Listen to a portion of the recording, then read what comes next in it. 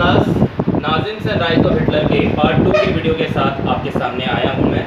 ये कुछ कंटेंट हैं जो इस चैप्टर को समझने में आपके लिए हेल्पफुल होंगे और आपको समझाएंगे। पहला पॉइंट है, Hitler promise to build a strong nation undo the injustice of the Versailles. जब वर्साइलस के अंदर जर्मनी का कॉन्स्टिट्यूशन और वहाँ का शासन आ गया था तो हिटलर ने लोगों को प्रॉमिस करा कि वो जर्मनी को दोबारा रिकंस्ट्रक्ट कर सकता है और उसके हालात सुधार सकता है। Restore the dignity of the German people and create opportunities for unemployed people. मतलब जर्मन पीपल की खोई हुई असमिता, उनकी नागरिकता वापस दिलाएगा और लोगों के लिए रोजगार लाएगा, लोगों का भला करेगा। हिटलर का कहना ऐसा था। After acquiring power Hitler started dismantling democratic rule by. Hitler को जब पावर मिली, हिटलर ने उस पावर का सही ढंग से इस्तेमाल नहीं करा। The fire degree of 28 February 1933 which indefinitely suspended civil rights like freedom of speech, press and assembly।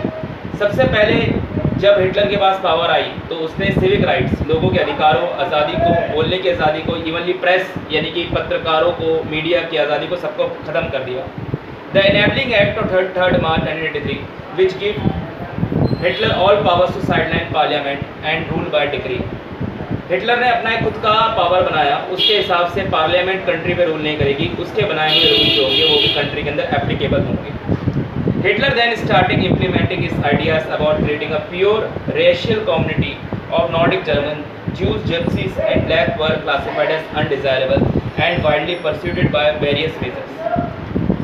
Nazi Hitler की जो पार्टी थी नाज़िम्स, उसकी दुनिया को देखने का नज़रिया अलग था। उसके हिसाब से जो नॉर्डिक आर्यन पीपल हैं वही सोसाइटी के लिए बने हैं। ज्यूज, जिप्सी और काले लोग सोसाइटी के लिए नहीं बने। उन्होंने उसको नाम दिया था अनडिज़ायरेबल कैटेगरी।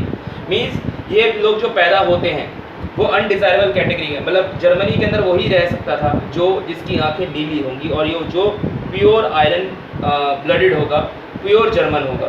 बाहर के लोगों के लिए और ख़ासकर ज्यूज और जिप्सियों के लिए जर्मनी में कोई जगह नहीं।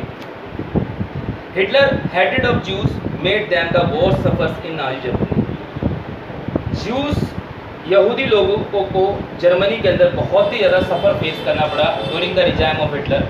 The youth were introduced with the Nazi ideology, young folk from the age of 10 till they become adults when they had to join the army to fight the war। बच्चों से लेकर जवान लोगों सभी का ब्रेन वॉश करा रहा था और बच्चों को ये मोटिवेटेड करा था कि आपको बड़े होकर हिटलर की आर्मी को ज्वाइन करना है और आगे जंग लड़ना है। Women's role in Nazi Germany were limited to being good wives and productive mothers who reared pure blooded Aryan children. औरतों की भूमिका जर्मनी में हिटलर के समय सिर्फ इतनी ही थी कि औरतें सिर्फ अच्छे बच्चों को पैदा कर सकती हैं और घर का कामकाज संभाल सकती हैं, उससे ज़्यादा कुछ नहीं।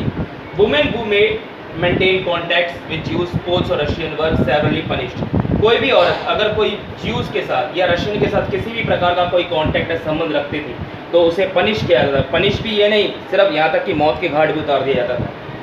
When Germany lost the Second World War in 1945, Hitler committed suicide। जब जर्मनी सेकेंड वर्ल्ड वॉर हार गया 1945 में तो हिटलर ने आत्महत्या कर ली।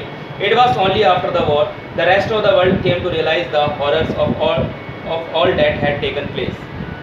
The atrocity and sufferings the Jews had endured during the Nazi killing operation are called the holocaust. Jews को मारना और ज्यूज को टॉर्चर करने को एक नाम दिया गया था, उस नाम का था Holocaust. The world came to know about this by head diaries, notebooks and archives preserved by to came in evident of that period. आने वाले समय को नाजीज के बारे में, जर्मनी के बारे में हिटलर में तब पता चला, जो डायरीज, जो आर्चीव्स, जो रिकॉर्ड रखे गए थे कि हिटलर किस प्रकार का एक क्रूर शासक था और वो जर्मनी पे किस तरह का रूल करता था। Thank you.